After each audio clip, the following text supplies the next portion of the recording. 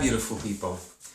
I just arrived from a retreat where I work occasionally and I give some talks. And the talk of today was on how emotions mess up with our eating habits.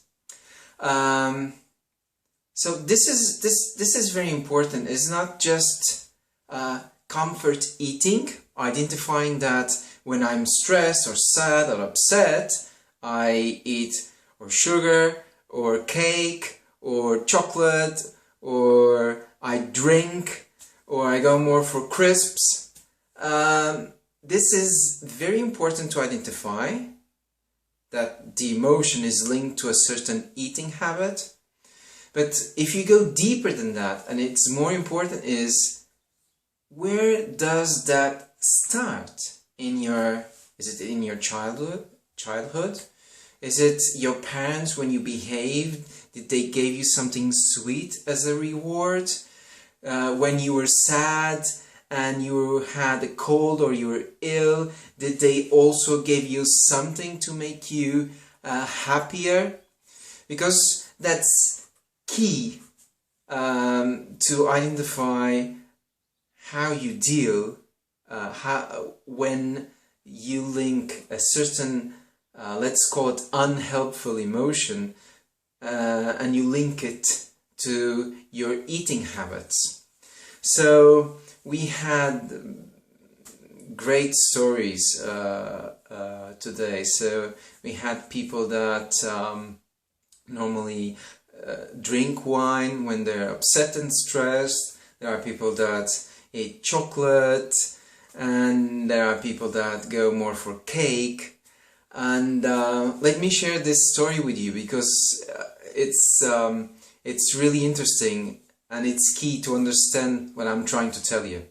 So I had a client, a coaching client, and when we were talking about why did she eat cake when she was upset or sad, she told me a great story. And the story was, she lost her father. I don't know if the father died or just abandoned home, and her mom had to work extra hours to feed, to put the food on the table. And she spent long hours alone at home. So what mom did was she always brought a piece of cake home and said, well, because you behaved so good, here's something as a reward for you. So what do you think that cake also represents? It's not only the cake itself, it's also the affection that mother is showing to the daughter.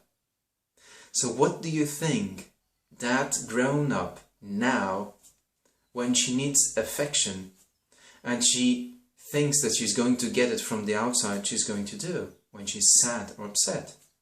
Yes, you're right. She's going to eat the cake. Okay, so you see how things are connected. And I see this every day and with every people I work with, especially the ones that have some kind of food addictions. But this is not only related with food addictions. This goes also to relationships. This goes to behaviors with other things. And when you build that awareness, when you build that consciousness around what's happening, then you have a different perspective. And when you have a different perspective, you act differently. Okay? And this is what I had to tell you today. If you liked the video, thumbs up, subscribe to the channel, and I hope next week we'll meet again. Okay? Love you lots. Take care. Bye bye.